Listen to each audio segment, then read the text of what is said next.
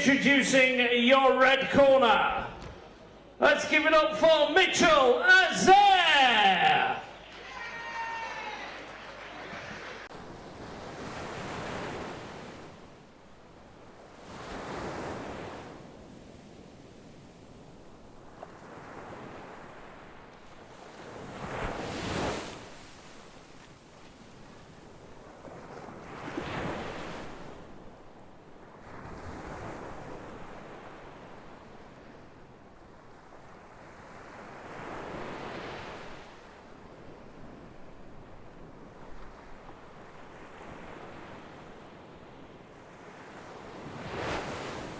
Okay, and ladies and gentlemen, introducing your blue corner, give it up for Louie Doherty.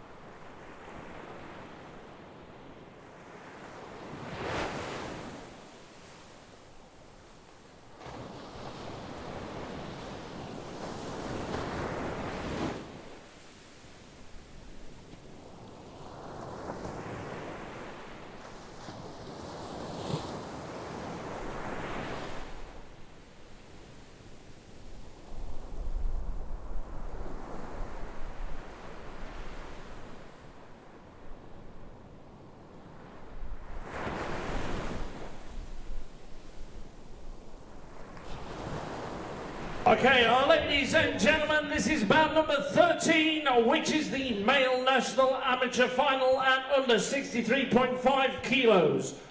Bout number 13 is scheduled for 3 rounds of 3 minutes, and introducing your boxers. Firstly, boxing out of the red corner, wearing all white with gold trim, representing London boxing and hailing from a White Hart Lane, give it up for Mitchell Asare. And ladies and gentlemen, across the ring, his opponent boxing out of the blue corner, wearing black shorts, white vest, representing Eastern boxing and hailing from Halstead and Essex University. Give it up for Louie Doherty. Your referee in charge, Mr. Stuart Mann.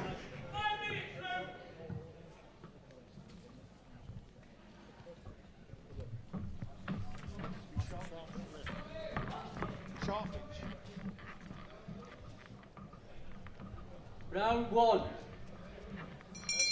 So we're underway then. Action in the 63.5 kilogram division between boxers from the White Hart Lane Boxing Club in London and the Halstead and Essex University Boxing Club in the Eastern Counties. The boxer wearing red, who is invariably on the front foot, is Mitchell Asare from the White Hart Lane Club, an all-action pressure fighter. He's really impressive in his semi-final victory, and he's looking to set about his man immediately. So again, forcing the tempo, bouncing in and out is Asare, but looking to establish his own left jab while being backed up is Doherty. And again, it's Asare looking to pin his man in the corner and bustle away to both head and body, which he does to such good effect with attacks from both hands. Yeah, he caught his Asare caught Doherty with 2 lead hooks early on.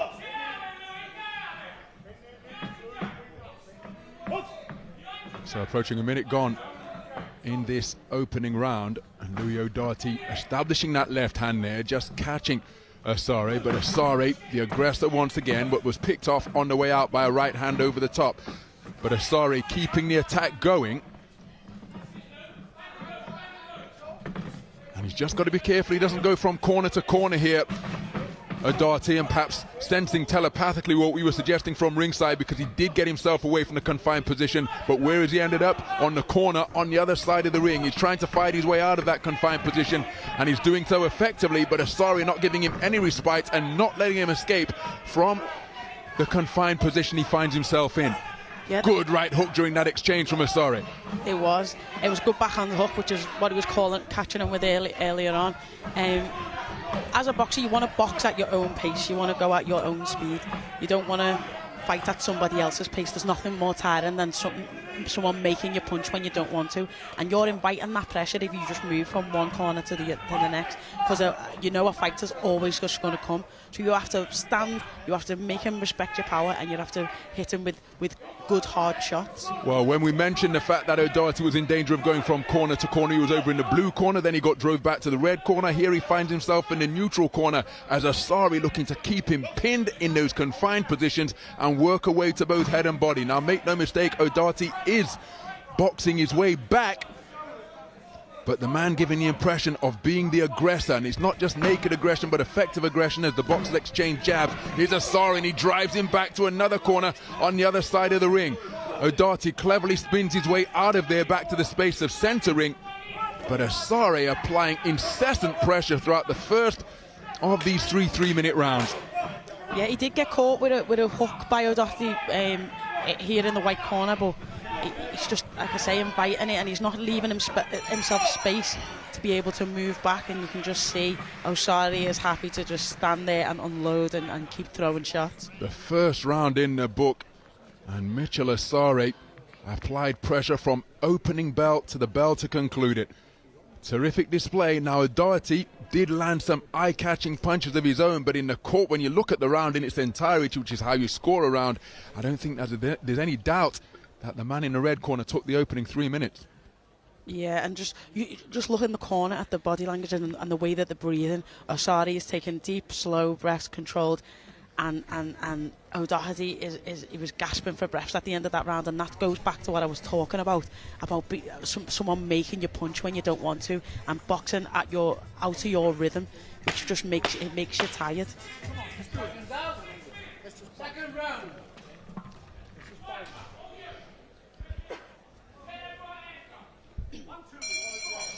So into the second round we go then. And again, Asare out aggressively, but there's a good backhand off the back foot from O'Doherty. But look at the punch volume and intensity being applied by the man in red from White Hart Lane Boxing Club. Mitchell Asare setting about his man while the sound of the bell was still reverberating here at Manchester Central, and he has not stopped punching with 20 seconds elapsed on the clock. Yeah, he may get told off about using the way he's using his arms, but he's happy to just push O'Doherty back and land them body shots and keep punching. O'Doherty prevailed on a points win in his semi-final against Robbie Coleman from Bilton.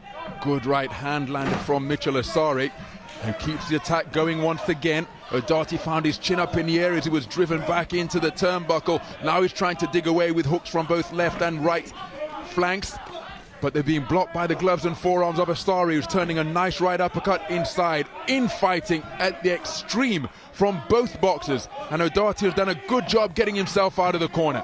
Yeah, he does, and another good thing that he's doing is keeping himself really small, his body really small, so it makes it a smaller target for Asare to hit. So a lot of what Asare's throwing, when he's throwing to the body in them corners, is hitting the elbows, the arms, and the gloves.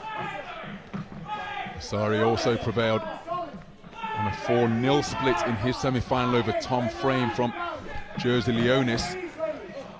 And now, having started at such an explosive pace, dragging his way back into these exchanges is Louie O'Doherty. Two men holding the ground at centre ring. O'Doherty no longer in the corner, looking to push his opponent back, but now looking to re-establish the pattern that served him so well for the first minute of this round and the entirety of the first round. Here's Mitchell Asare. Yeah, you don't want to get dragged. If you're a boxer, you don't want to get dragged into a fight with a shootout with someone who's happy to just stand there and unload. You want to stick to your boxing, stick to your game plan, and you don't want to get scrappy because you're getting tired fighting at somebody else's pace. Well, unsurprisingly, the pace has slowed a little bit, but Louie O'Doherty, credit to him, after being put under considerable pressure, he's now having success to the body of Asare. Asare has got to work that his work doesn't become untidy, takes a left hook upstairs, now good work to the body from the man wearing the blue gloves. And O'Doherty, by getting himself off the ropes and into the space of the ring, is having success during these exchanges, but it's Mitchell Asare who is still looking to show the judges that he is the busier, more accurate boxer. Yeah, there's no spiteful punch because they're so on top of each other that none of them can get a decent shot off. So it's all bent arm, it's all a little bit scrappy.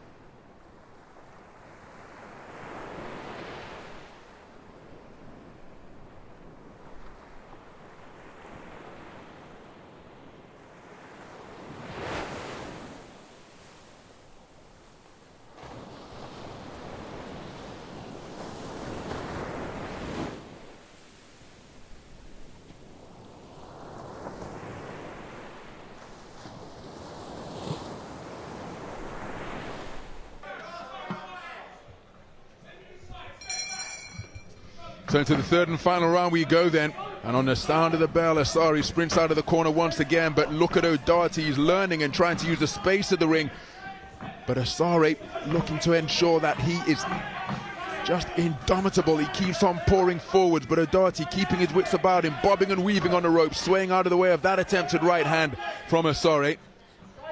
And you mentioned game plans. O'Doherty is having been, as he takes a stiff right cross from long range, and Asare for once that long range and extended to land a right hand, but O'Doherty in the build-up had to do a lot of his preparations on his own because his trainer Gordon Charlesworth was in Australia up until mid-March, so the training that he was doing was often isolated and of the individual variety. There he lands a good right hand, left jab. Yeah, catching him with some backhands there and giving himself a little bit more space and a little bit more leverage to get the shot off, but he's gone back to standing and trading. But he was doing really well at the start of the round. He was hitting him with pop shots and making him miss. Well, this one becoming attritional now, but you see O'Doherty looking to push Asare back. He's been boxing for less than 4 years, but he said he hasn't had it easy, but he's trained with incredible intensity throughout, sparring, mixing it with the very best, multiple London titles, and here he is on the national stage saying that his time is now and he's determined to take it, hence the ferocity that he's fighting with. But he's being picked off by a straight left hand there from O'Doherty, who is keeping his cool under fire. Yeah, he's making himself small, he's keeping a high guard, and he's just tucking up. Once he's thrown his shot, he's tucking up so he can't be countered. Well, Asare looking to again work away, but remember they have to be point scoring punches. Clipping left hook on the inside was a scoring shot from O'Doherty, as was that one, and Asare just got to watch that he doesn't smother his own work here. There is plenty of industry, but is there the accuracy? Hitting a lot of gloves and forearms during these fusillades. Yeah, like I say, O'Doherty's doing really well. You can see him going to the body, tucking back up, tucking his head down, keeping his head low so that he's not getting countered with anything, and then he comes back with 3 of his own and tucks back up and is finishing everything in a nice, neat, tucked up like a little turtle shell. Well, this is going to be really intriguing, assuming we make it to the final bell. Right hand off the ropes again from O'Doherty. Asare continuing with the volume, but look at the work through the middle from the boxer wearing the blue gloves, Louie O'Doherty. Terrific work from him to find space in this swarm of leather that Asare is looking to let go. There's the 10-second clapper. Closing stages of the third and final round, where neither man has stopped punching from opening bell all the way through to the conclusion, and as befitting the nature of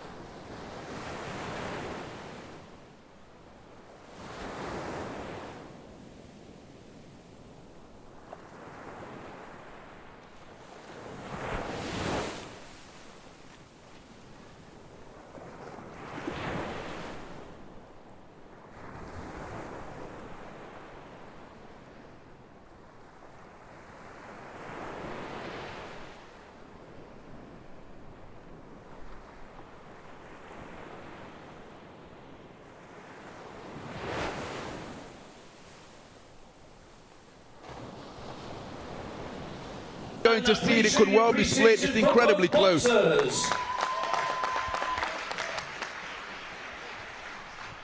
So, ladies and gentlemen, bout number 13. After 3 rounds of boxing, and we go to the scorecards. We are officials at ringside. Scored the bout a unanimous decision victory. All in favour of your new male under 63.5 kilo national amateur champion. Boxing out of the blue corner. And it's Louie O'Doherty. His clever punch picking in rounds 2 and 3 have seen him overcome the non-stop pressure applied by Mitchell Asare. And Louie O'Doherty of the Halstead and Essex University Boxing Club is the national champion in the 63.5 kilogram weight class.